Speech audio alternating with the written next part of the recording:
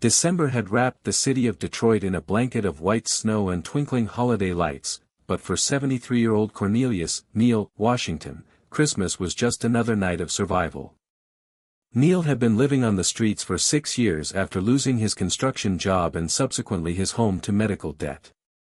His only companion was Rex, a loyal German shepherd he'd found abandoned 3 years prior. The two had become inseparable, sharing scraps of food and keeping each other warm through brutal Michigan winters. The backstory of Neil's fall from grace was one of tragic circumstance rather than poor choices. He'd worked honest jobs his entire life, raised 2 daughters as a single father after his wife Loretta passed from cancer, and never asked anyone for handouts. But when diabetes complications led to a month-long hospital stay, the bills crushed him. His daughters, Tamika and Shanice, had their own families and struggles. They sent what they could, but it wasn't enough. Pride kept Neil from asking for more. He'd rather freeze than burden his children. On the other side of town lived Officer Deshaun Martinez, a 28-year-old police officer who joined the force with idealistic dreams of making a difference. But 6 years on the job had weathered him. He'd seen too much violence, too much poverty, too many people failed by the system. His partner, Officer Keisha Bronson, often worried about his growing cynicism. Deshaun had started taking longer routes on patrol, avoiding the homeless encampments because seeing them reminded him of his own father, who'd struggled with addiction before getting clean. The Christmas Eve shift was supposed to be quiet. Most officers wanted it off, but Deshaun volunteered. He had no family in Detroit, his mother having passed 2 years prior, and his apartment felt emptier during the holidays. Keisha had invited him to her family dinner, but he declined. He told himself he was being noble, letting officers with kids have the night off, but truthfully, he couldn't stomach the forced cheer. The catalyst for this story began in the most unexpected way. Behind Morrison's Diner on East Grand Boulevard, a cardboard box had been left near the dumpsters. Inside, wrapped in a thin towel, was a tiny beagle puppy, barely 3 weeks old, shivering and barely clinging to life. The puppy had been abandoned by someone who'd likely received it as an unwanted gift or couldn't afford the responsibility. Its breathing was shallow, its body temperature dangerously low. Neil and Rex had been making their rounds that night, checking their usual spots for shelter.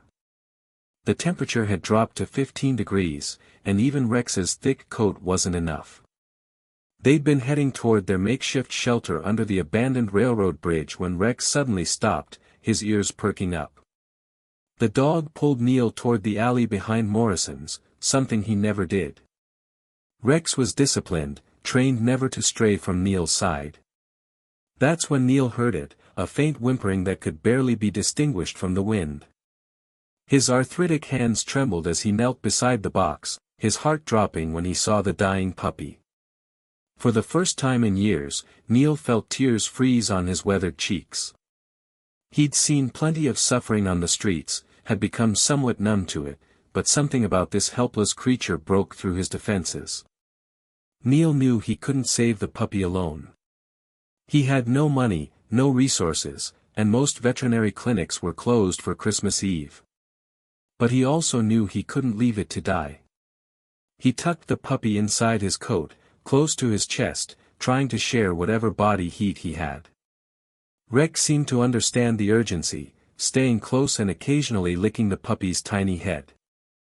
As they moved through the snowy streets, Neil's mind raced through options. The animal shelter was closed. The emergency vet clinic on the west side required payment up front, something he'd learned years ago when Rex had eaten something toxic. He'd been turned away then, only saved when a kind veterinary assistant had treated Rex after hours, against protocol. That's when Neil made a decision that would change everything. He would flag down a police car. In his 6 years on the streets, Neil had learned to avoid cops. Too many encounters had ended with him being moved along, sometimes roughly. He'd been arrested twice for loitering, spent nights in holding cells that were somehow colder than the streets. But this wasn't about him anymore.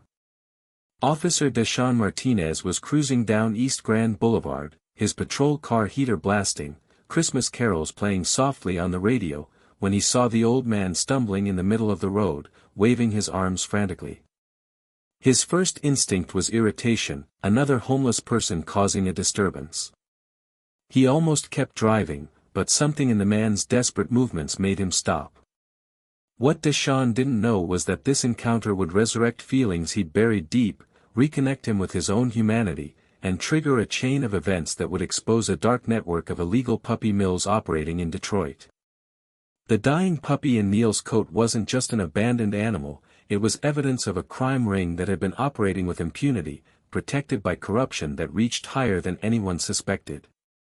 As Deshaun stepped out of his patrol car, his hand instinctively resting on his belt, he had no idea that the old homeless man and his German shepherd would become the catalyst for the biggest case of his career, or that by morning, his face would be plastered across every news station in Michigan. But first, he had to decide whether to help or to drive away, a choice that seemed simple but carried consequences none of them could anticipate. The patrol car's red and blue lights painted the snow-covered street in alternating colors as Cornelius Washington fell to his knees in the middle of East Grand Boulevard, his worn coat falling open to reveal the tiny, trembling puppy pressed against his chest. Rex barked once, sharp and commanding, a sound that cut through the wind and made Officer Deshaun Martinez freeze with his hand halfway to his radio. The old man's breath came in visible clouds, his white beard crusted with ice, but his eyes held something Deshaun hadn't seen in months on this job, pure, desperate hope mixed with the kind of fear that comes from having absolutely nothing left to lose. "Please," Neil's voice cracked, and Deshaun noticed how the words seemed to take everything the man had. "It's dying. The puppy. I found it behind Morrison's. It's barely breathing." Neil's hands, covered in fingerless gloves that had more holes than fabric, trembled as he held the puppy out like an offering. Deshaun took 3 steps forward, his boots crunching on the salted pavement, and looked down at the bundle. The beagle puppy couldn't have weighed more than 2 pounds, its eyes weren't even open yet, and its breathing was so shallow that Deshaun had to lean in close to see its tiny ribcage moving. Something shifted in Deshaun's chest, a feeling he'd worked hard to bury under layers of professional detachment. His radio crackled with dispatch chatter about a domestic disturbance on the west side, but he reached down and turned the volume low. "How long ago did you find it?" Deshaun asked, and his voice came out softer than he'd intended.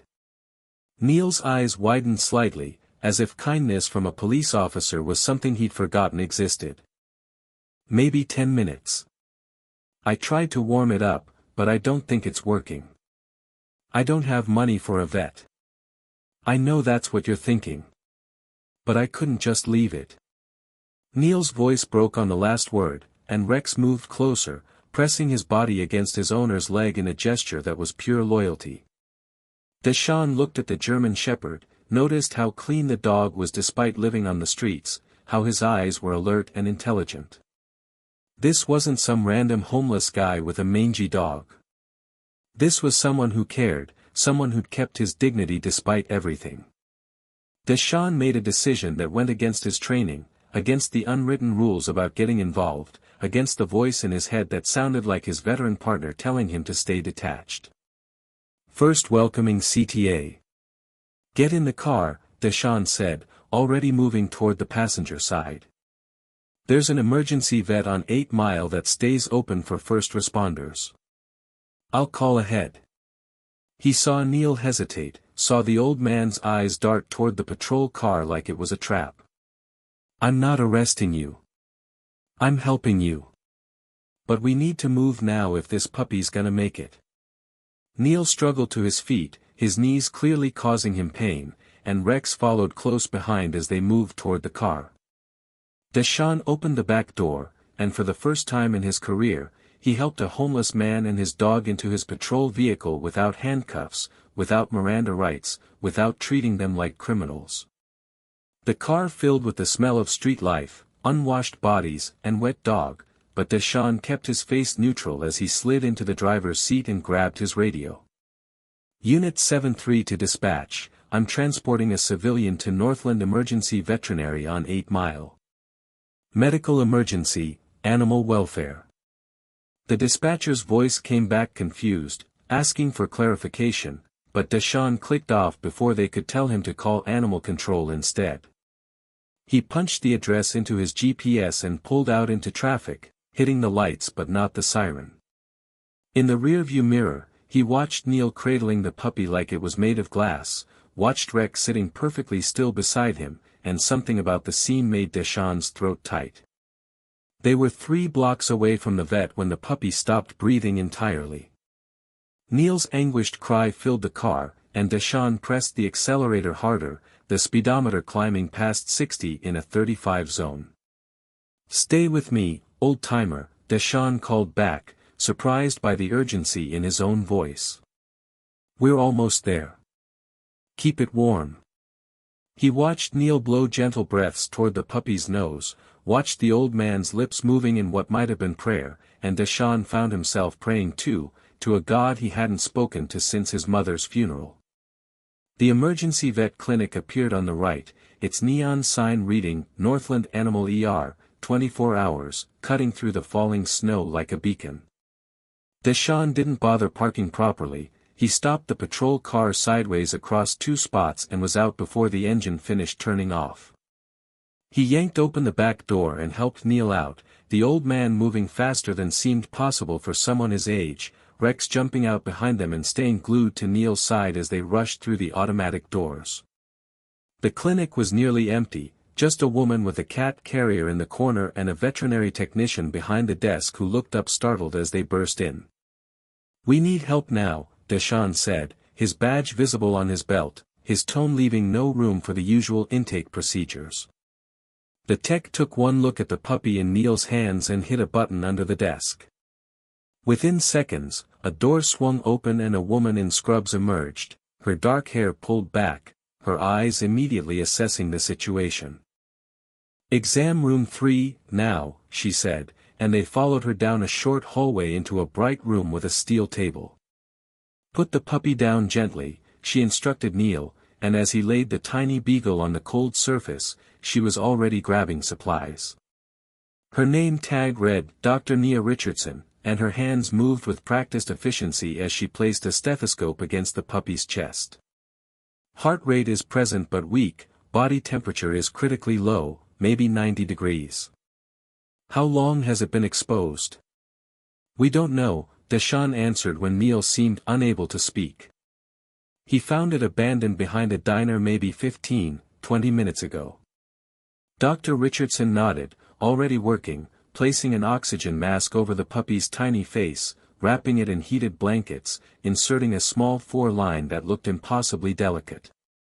Neil stood frozen, his hand still extended as if he could feel the puppy's warmth even though it was no longer in his arms, and Rex sat perfectly at attention, his eyes never leaving the examination table.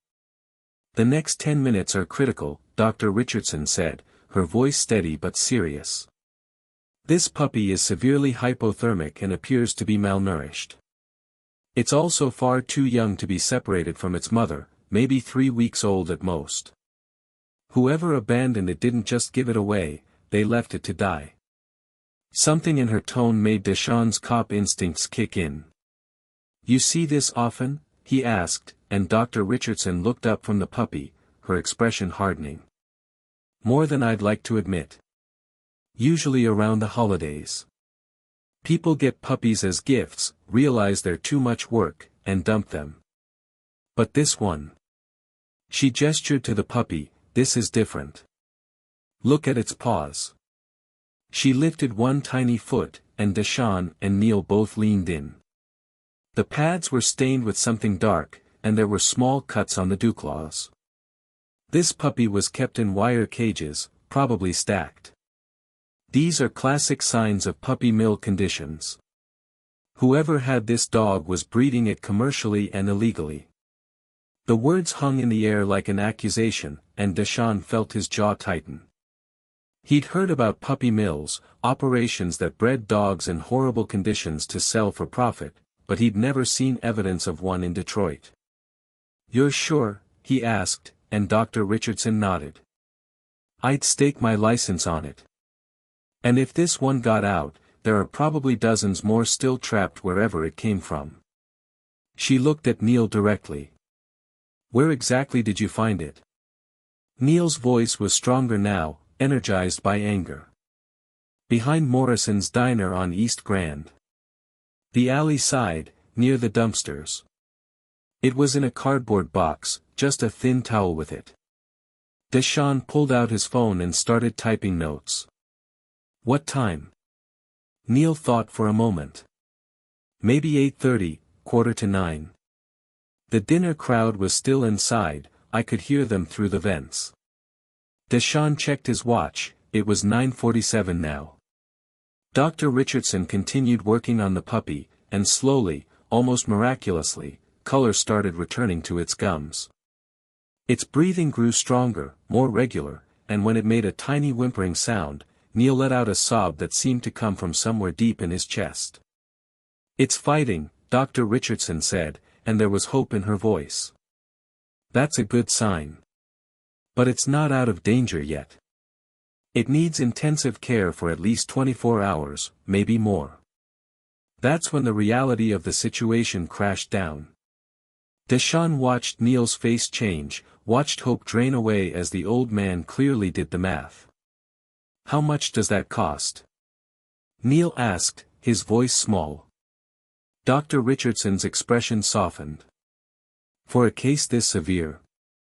Between the emergency care, the warming treatments, for fluids, and overnight monitoring, we're looking at minimum $1,500.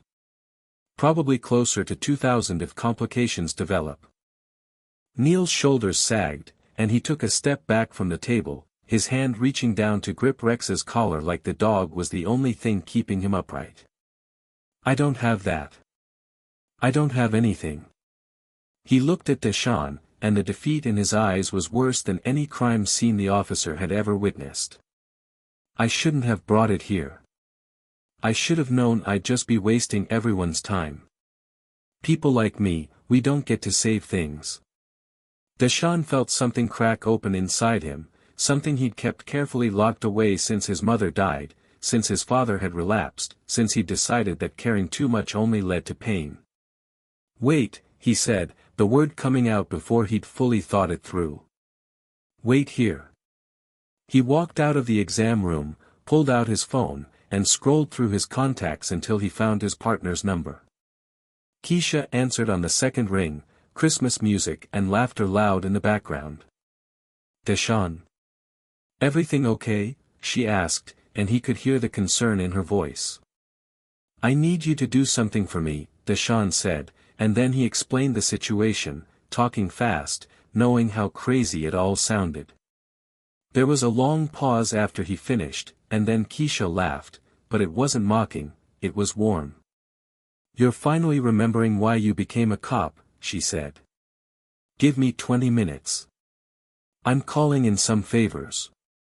When Deshawn walked back into the exam room, Neil was standing exactly where he'd left him, Rex pressed against his leg, both of them staring at the puppy like it might disappear if they looked away.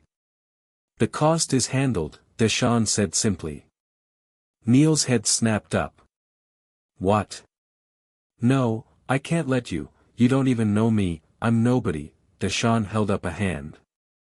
You're not nobody. You're the man who risked hypothermia to save a dying puppy. That makes you somebody to me. Dr. Richardson smiled, the first real smile since they'd arrived. The puppy's stable for now. I'll keep it in the ICU tonight, monitor its progress. If all goes well, it can be discharged in 2 or 3 days. She looked at Neil. Do you want to name it? For the medical records. Neil blinked, clearly overwhelmed, and looked down at Rex. What do you think, boy? The German shepherd's tail wagged once, and Neil's weathered face broke into a smile that made him look 20 years younger. Miracle, Neil said softly. Her name is Miracle. Dr. Richardson wrote it down on her clipboard. Miracle it is. I'll give you updates every few hours. Officer Martinez has my direct line. She excused herself to check on something, leaving Neil, Deshawn, and Rex alone in the exam room. The silence stretched between them, filled with questions neither man knew how to ask. Finally, Deshawn spoke. "What's your story? How'd you end up on the streets?" Neil's expression shuddered slightly, and Deshawn immediately regretted asking. "Sorry, that's none of my," but Neil held up a hand. "No, it's fair.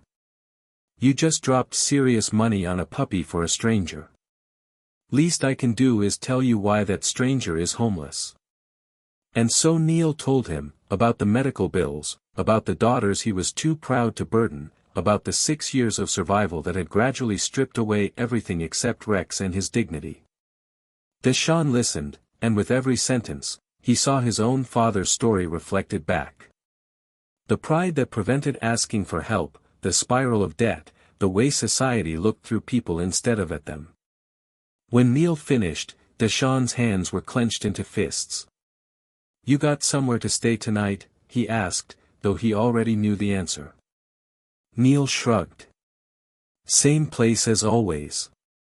Under the railroad bridge on Porter Street. It's sheltered, keeps the worst of the wind off. The temperature's supposed to drop to 5 degrees tonight," Deshawn said. "That's dangerous, especially at your age." Neil laughed, but there was no humor in it. "Been surviving this long. I'll manage." But Deshawn was shaking his head even as Neil spoke. "No. I've got a couch. It's not much, but it's warm and dry. You and Rex are coming home with me tonight." Neil opened his mouth to argue, to refuse, to maintain that pride that had kept him alive but alone for 6 years, but then he looked at Rex, at the dog who'd been by his side through everything, and he thought about Miracle fighting for life in the next room, and something in him broke in the best possible way. "Just for tonight," Neil said, his voice thick. "I don't want to be a burden." Deshawn clapped him on the shoulder, the gesture feeling natural despite their different worlds. "You're not a burden. You're a guest. Come on, let's get out of here. Dr. Richardson has my number, she'll call if anything changes." They walked back through the clinic, past the woman with the cat carrier who stared openly at the strange trio, an officer, a homeless man, and a German shepherd, united by a dying puppy and an unexpected connection. Deshawn held the door as Neil and Rex stepped out into the snow, and for the first time in months, the cold didn't feel quite so bitter. The drive to Deshawn's apartment took 20 minutes, and they spent it in companionable silence, Rex's head resting on the back of Neil's seat, the radio playing soft jazz that filled the gaps in conversation. Deshawn's apartment was in a modest complex on the east side, nothing fancy, but when they walked in and the heat hit them, Neil actually gasped. "When's the last time you were warm?" Deshawn asked, and Neil had to think about it. "Really warm? Maybe March last year. The shelter lets us stay sometimes when it gets bad, but they're always full, and Rex isn't allowed, so." He trailed off, his eyes roaming the apartment like he'd stepped into a palace. Deshawn's place was simple, a couch, a TV, a small kitchen, but it was clean and safe. Bathrooms down the hall. There's a shower, towels in the cabinet. Take your time, use whatever you need. Neil looked at him, suspicion and hope warring on his face. "Why are you doing this?" Deshawn thought about lying, about giving some professional answer about community policing, but tonight felt like a night for truth. "Because 6 years ago, I drove past my father when he was sitting outside a convenience store, holding a sign. I didn't stop because I was embarrassed, because I just made officer and I didn't want anyone seeing me with a homeless man, even if he was my dad. He died 2 months later, froze to death under an overpass. I never got to tell him I was sorry." The confession hung between them, raw and honest, and Neil's eyes filled with tears that he didn't try to hide. "Your father would be proud of the man you became," Neil said quietly. "You can't change the past, but you're changing my present, and that matters. Deshawn had to look away, his own eyes burning. Go shower. I'll make some coffee and see what I've got for food. Pretty sure Rex could use some water and something to eat too. While Neil showered, Deshawn pulled out his phone and opened a browser, typing "Puppy Mills Detroit" into the search bar. The results made his stomach turn. Multiple articles about illegal breeding operations, busts in surrounding counties, investigations that went nowhere due to lack of evidence or witnesses too scared to talk. He bookmarked several links and made notes, his cop brain shifting into investigation mode. When Neil emerged from the bathroom 40 minutes later, he looked like a different person. His hair and beard were clean and combed, his face had color, and he was wearing an old Police Academy t-shirt and sweatpants that Deshawn had provided. I forgot what it felt like to be clean, Neil admitted, and Deshawn smiled. Food's on the table. Nothing fancy, just sandwiches and soup. They ate together, Rex lying at Neil's feet with a full bowl of water and some leftover chicken, and for the first time in years, Neil felt human again. But their peaceful evening was interrupted at 11:15 when Deshawn's phone rang with an unknown number. He answered, and Dr. Richardson's voice came through, tight with concern. "Officer Martinez, you need to come back to the clinic. Now. We have a problem." Deshawn felt his blood run cold. "Is it miracle? Did something happen?" Dr. Richardson's voice dropped lower. "Miracle's fine, stable and improving. But about an hour ago, a man showed up at the clinic demanding to know if we had a beagle puppy brought in. He said it was his property and he wanted it back. He's gotten aggressive with my staff, threatening legal action, and he's still in the parking lot. He's driving a white van, and Officer Martinez, when he opened the back door to grab something, I saw cages. Dozens of dog crates stacked inside." Deshawn was already grabbing his keys, his adrenaline spiking. "Did you get a license plate?"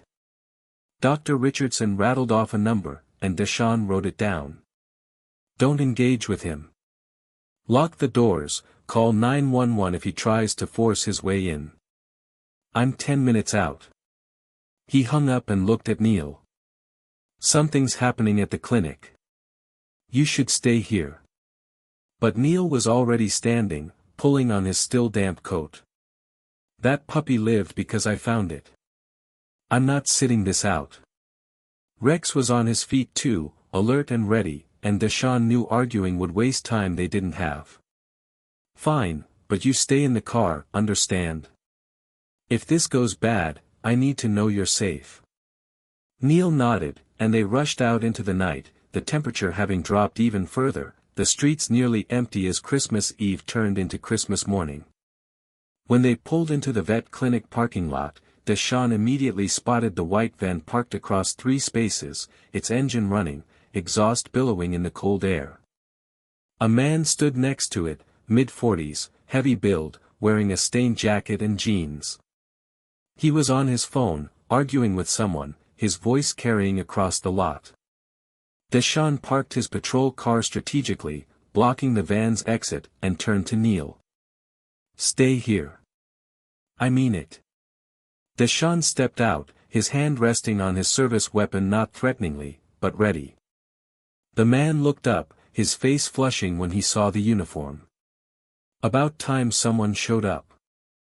These people have my dog and they're refusing to return my property."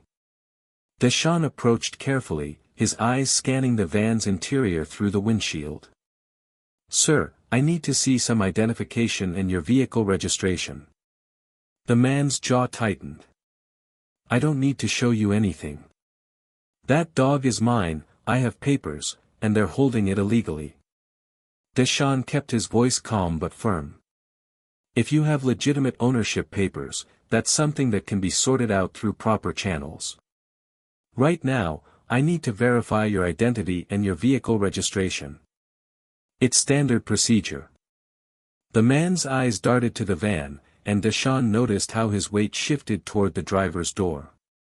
"Sir, I need you to stay where you are, Deshawn commanded, his tone leaving no room for debate. The man's hands clenched into fists. You can't stop me from leaving. I haven't done anything wrong.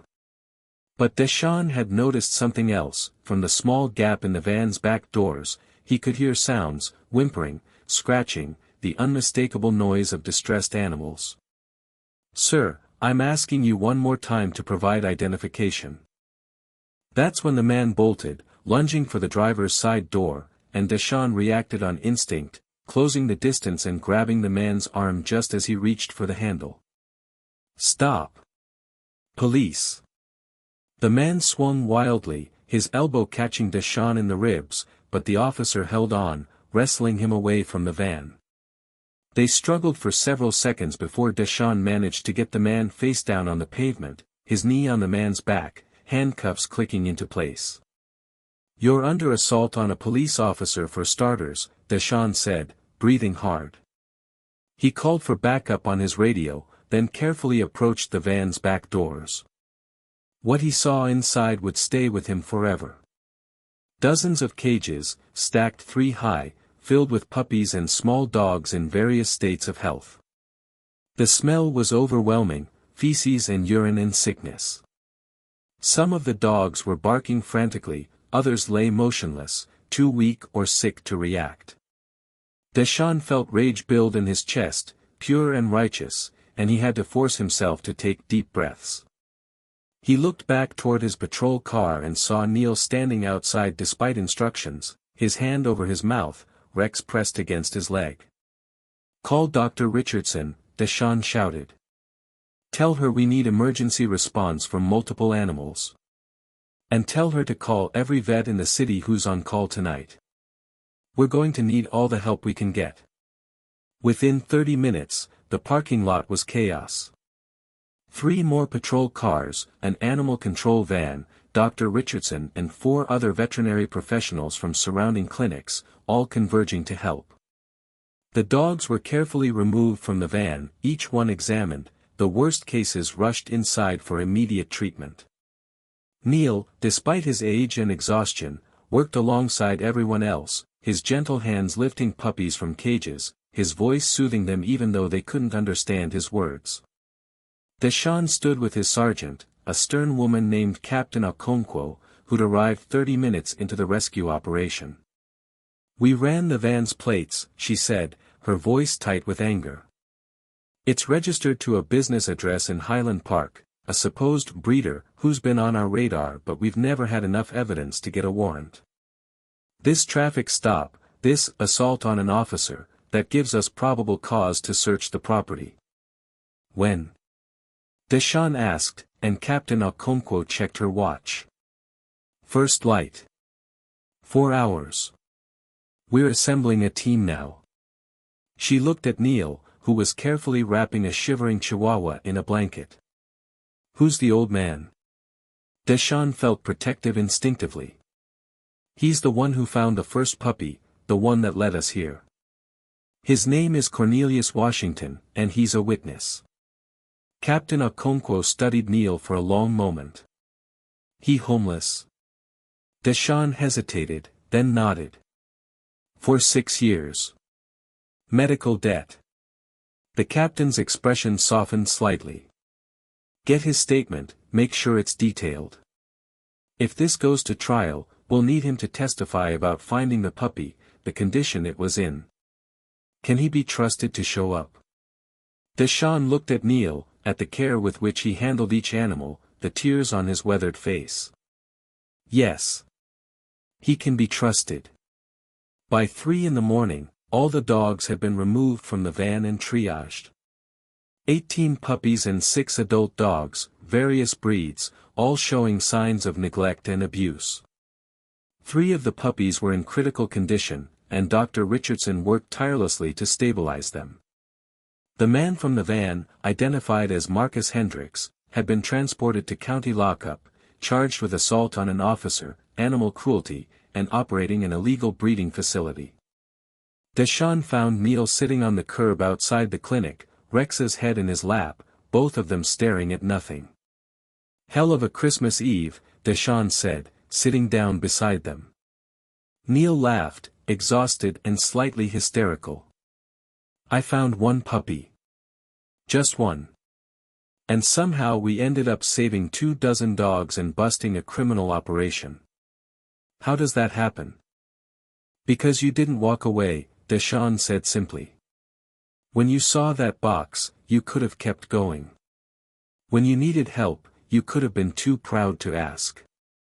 But you did the hard thing, and it mattered. Neil wiped his eyes with the back of his hand. I just keep thinking about how many times I walked past that alley. How many nights Miracle and the others were suffering while I was focused on my own survival. Makes you wonder who else we're not seeing. Deshawn didn't have an answer for that, so they sat in silence as the first hints of dawn started to lighten the eastern sky. Captain Okonkwo approached, a tablet in her hand. Mr. Washington, I need your official statement. Everything you remember from finding the puppy to when you flagged down Officer Martinez. Take your time, details matter.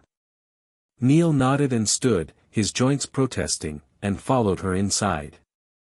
While Neil gave his statement, Deshawn checked his phone and found 17 missed calls from his partner Keisha. He called her back, and she answered immediately. Deshawn. Oh my God, it's all over the news. Massive puppy mill bust on Christmas Eve, are you okay? Deshawn filled her in, the entire wild story, and Keisha listened without interrupting. When he finished, she was quiet for a moment. The money I raised for the puppy's treatment? I've got a lot left over. People heard what you were doing and they kept donating. I've got almost $4,000. Deshawn felt his throat tighten. Keisha, you're amazing. She laughed. I'm serious about something though. That homeless man, Neil. The one who started all this. He needs help beyond one night on your couch. Real help. Housing, medical care, reconnecting with his family. I want to use some of this money to make that happen. Deshawn looked through the clinic window and saw Neil gesturing with his hands, telling his story to Captain Okonkwo, Rex sitting patiently at his feet. He'd never accept charity, Deshawn said, but Keisha made a dismissive sound. It's not charity. It's payment. He's a material witness in a major criminal case.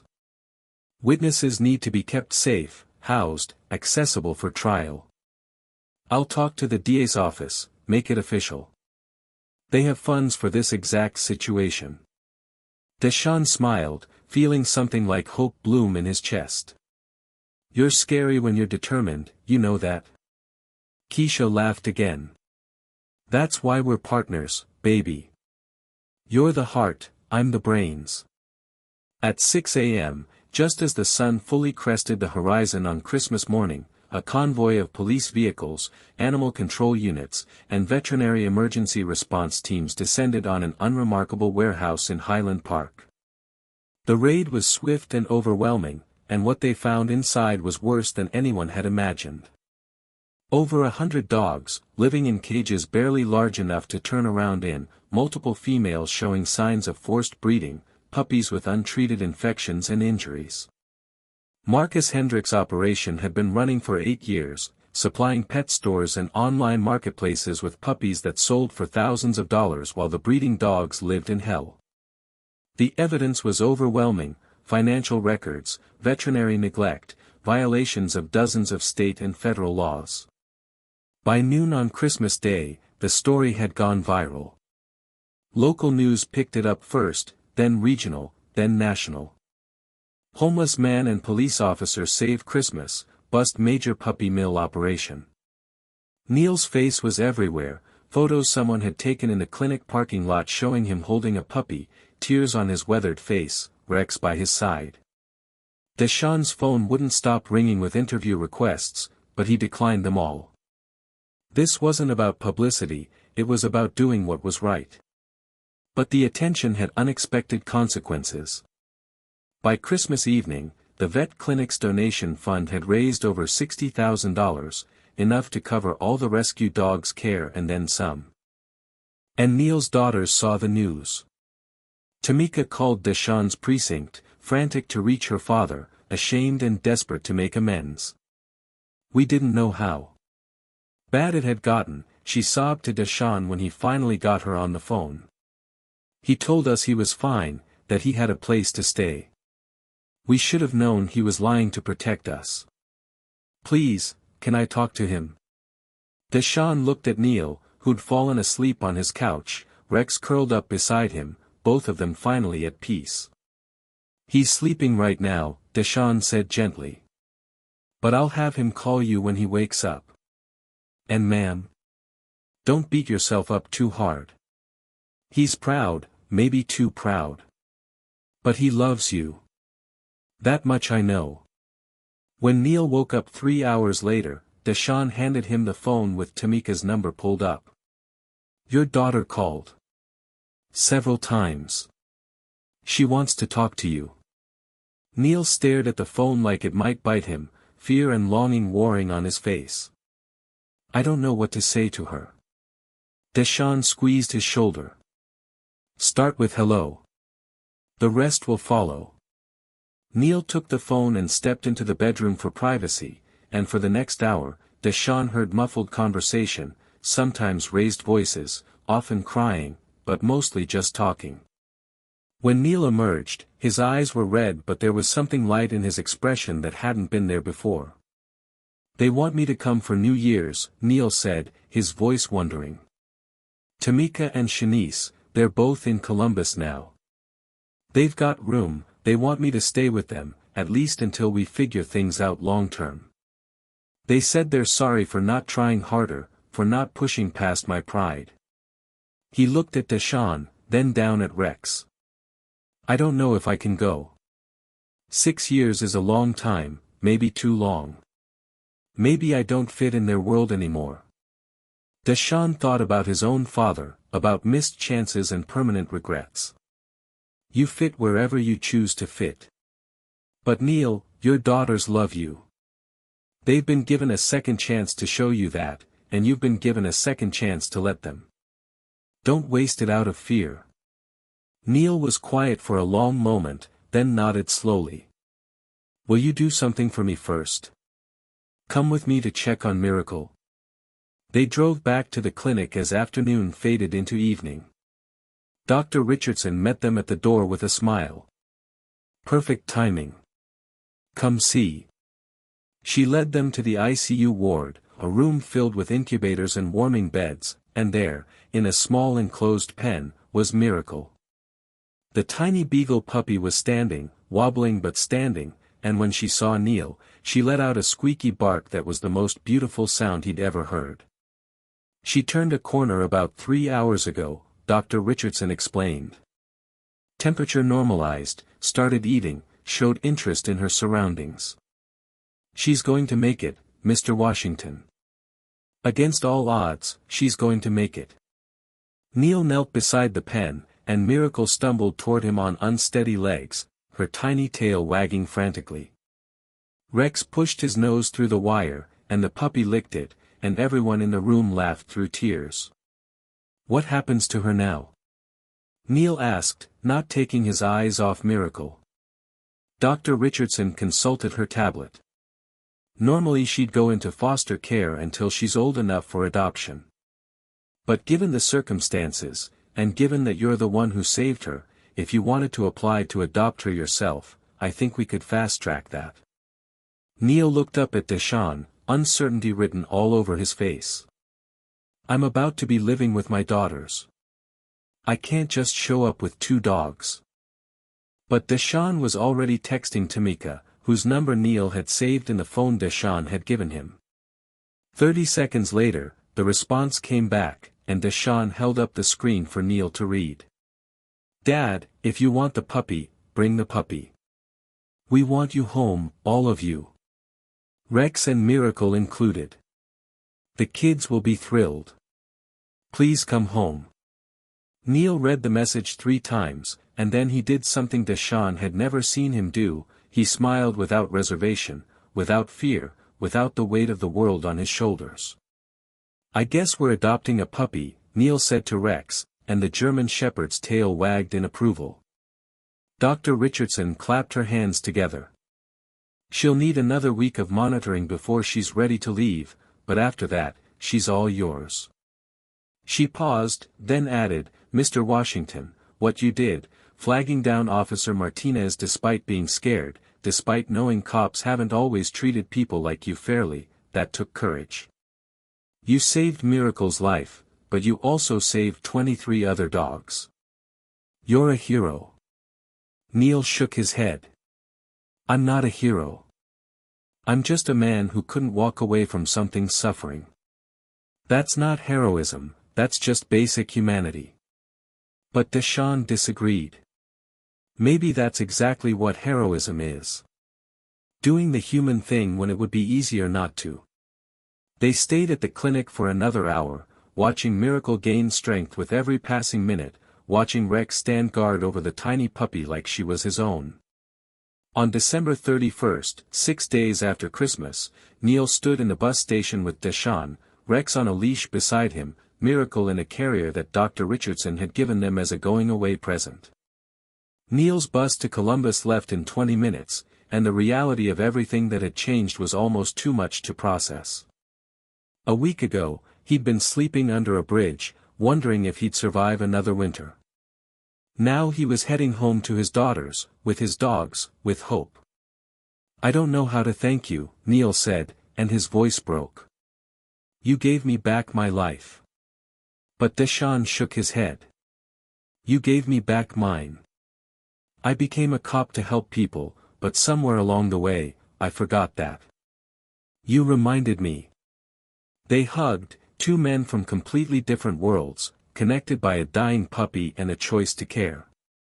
Rex wagged his tail, and Miracle squeaked from her carrier, and people in the bus station stared at the unusual group, but Deshawn and Neil didn't care. When Neil's bus was called, Deshawn walked him to the platform. "You've got my number. You call me if you need anything, understand? And I want updates, lots of them. Pictures of Miracle growing up, stories about your grandkids, all of it." Neil nodded, tears streaming down his weathered face. "You're a good man, Deshawn Martinez. Your father would be proud." "Hell, I'm proud, and I barely know you."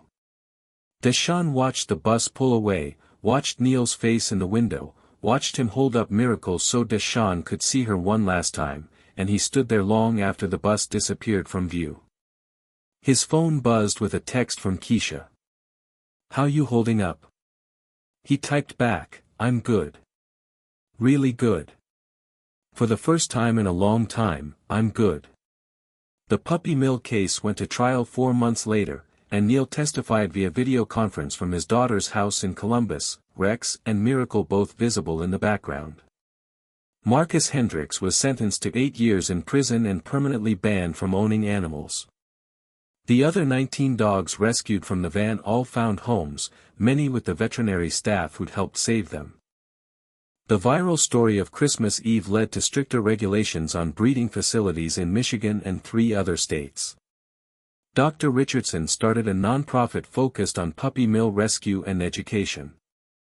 Deshawn was promoted to detective and specialized in animal cruelty cases. And Neil, for the first time in 6 years, slept in a warm bed every night, his daughter's house filled with laughter, his grandchildren climbing on Rex, Miracle growing from a fragile 3-week-old puppy into a healthy, happy dog. 1 year later, on Christmas Eve, Deshawn drove to Columbus to visit Neil and his family. They gathered around the dinner table, Tamika and Shanice and their families, and Neil stood to make a toast.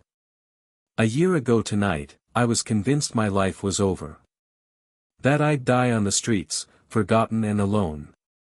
But then a puppy cried in an alley, and I made a choice. And that choice led to this moment, surrounded by family, surrounded by love. So I'm toasting to choices, to courage, to the people who stop when they could keep driving." He looked at Deshawn, and everyone raised their glasses. "To second chances," Neil said, his voice strong and clear. To Miracle, who earned her name. To Rex, who's been my salvation. To my beautiful daughters and grandchildren. And to Officer Deshaun Martinez, who saw a homeless man and decided to see a human being instead. They drank, and Rex barked, and Miracle jumped in circles, and outside the window, snow began to fall on Columbus just like it had fallen on Detroit 1 year before. The story could have ended there, a perfect circle of redemption and hope. But life isn't quite that neat, because 3 months after that Christmas dinner, Deshaun got a call from an unknown number. Officer Martinez. My name is James Chen, I'm a documentary filmmaker. I want to tell the story of what happened that Christmas Eve, the whole story. Would you and Mr. Washington be willing to participate? Deshaun thought about all the privacy they'd lose, all the attention that would come back.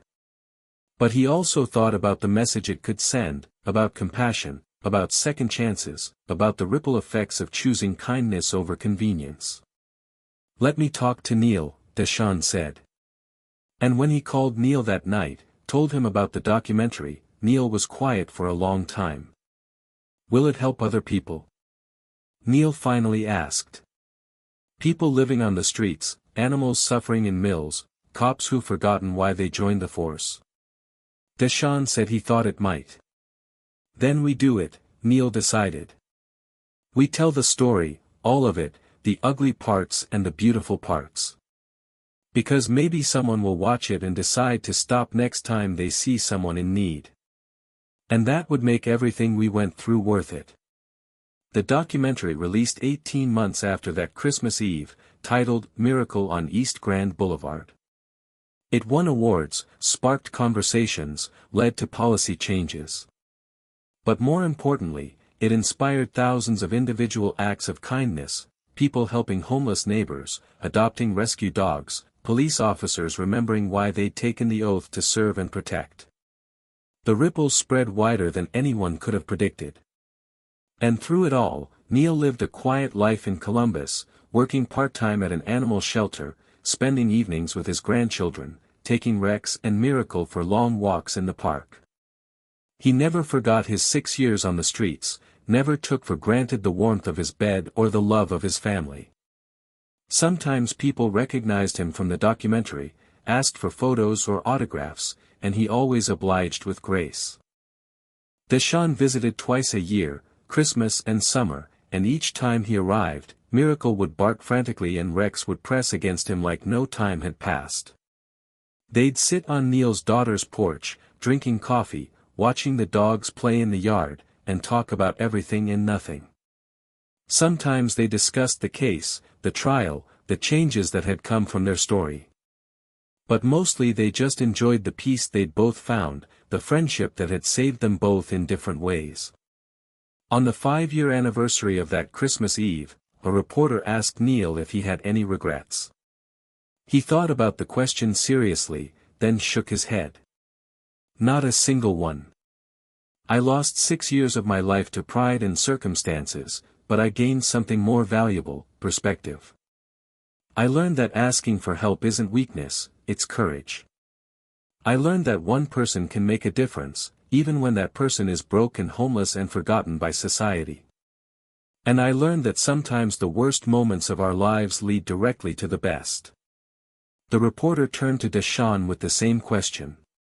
My only regret, Deshaun said carefully, is that I drove past so many people like Neil before I stopped. But that regret taught me something crucial: we get chances every single day to be better, to do better. Some of those chances come wrapped in obvious packages, but some come disguised as an old homeless man standing in the middle of a snowy street, holding a dying puppy. The question is whether we're paying enough attention to recognize them. Miracle, now a healthy 5-year-old beagle, chose that moment to steal Rex's toy, leading to a playful chase around the yard that made everyone laugh. Rex, now slower but still devoted, let the younger dog win, and the two of them collapsed in a heap of wagging tails and contentment. Neil watched them, his face reflecting pure joy, and thought about the cardboard box behind Morrison's diner, the moment his life had changed forever. Sometimes he drove past that alley, the one where he'd found Miracle, and he'd stop the car, just for a moment, to remember. The cold that had seeped into his bones, the desperate prayer he'd whispered, the fear that he wouldn't be able to save her. And then he'd remember the patrol car's red and blue lights, the young officer who'd chosen compassion over convenience, the chain of events that had led to redemption. The alley was just an alley, dirty and unremarkable, but to Neil it was sacred ground. The place where death had been interrupted by choice, where suffering had been met with action, where two strangers and a dying puppy had somehow managed to save each other.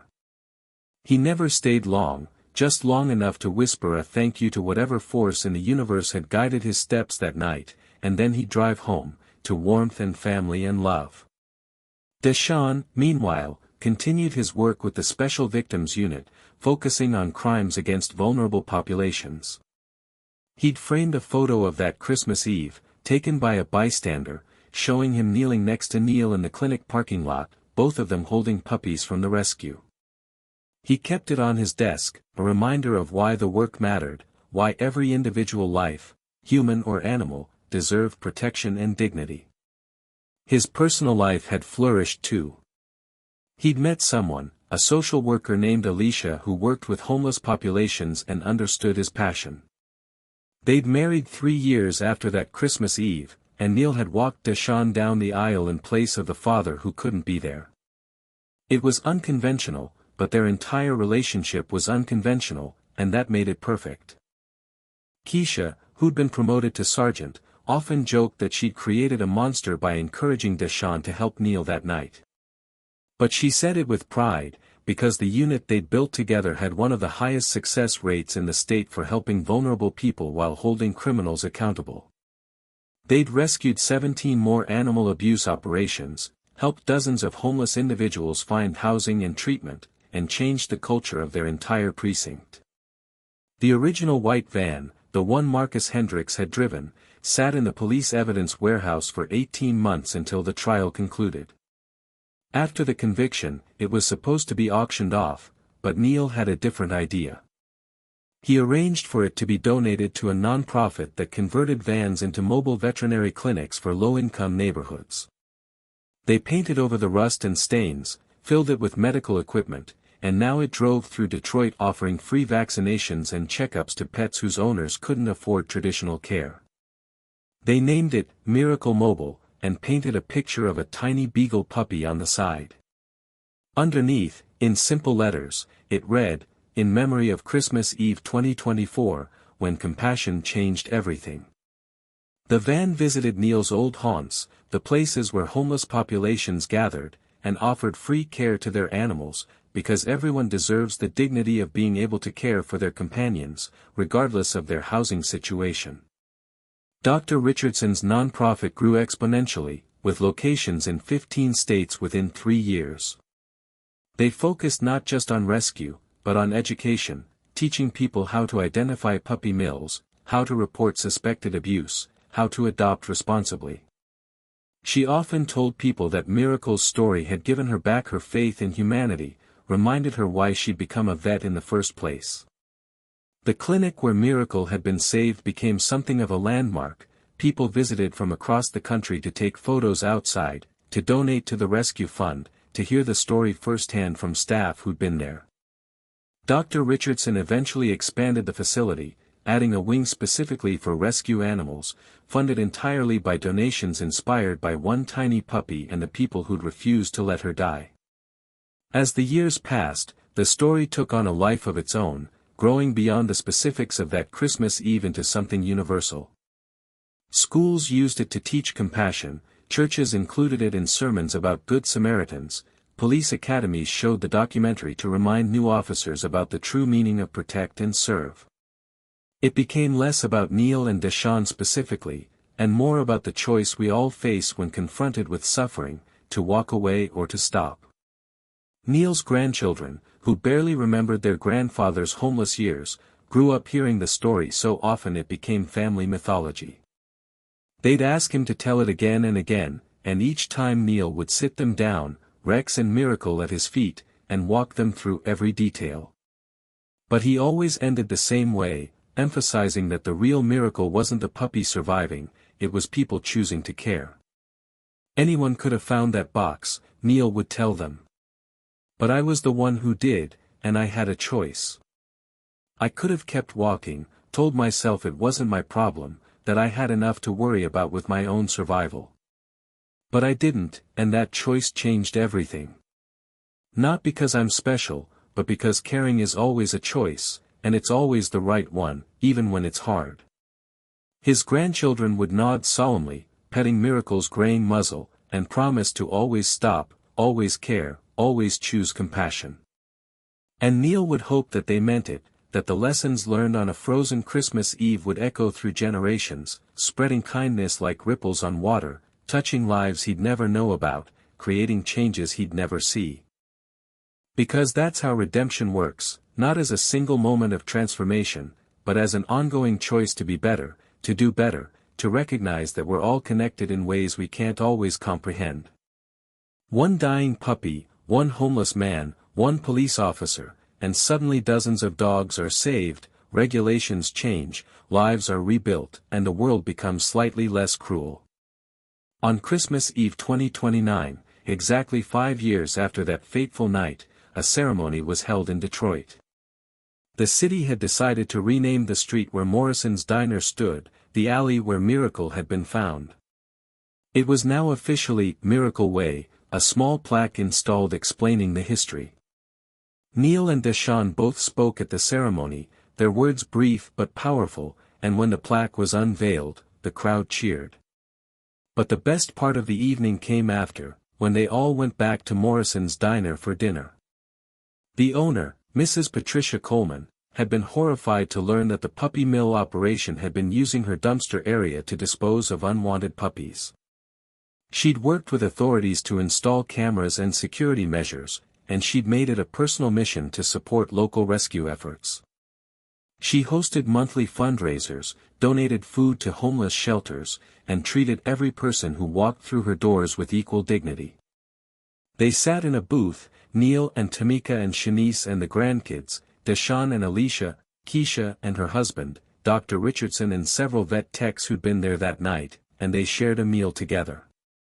Rex lay under the table, his muzzle now almost entirely gray, and Miracle curled up beside him, both dogs content and safe.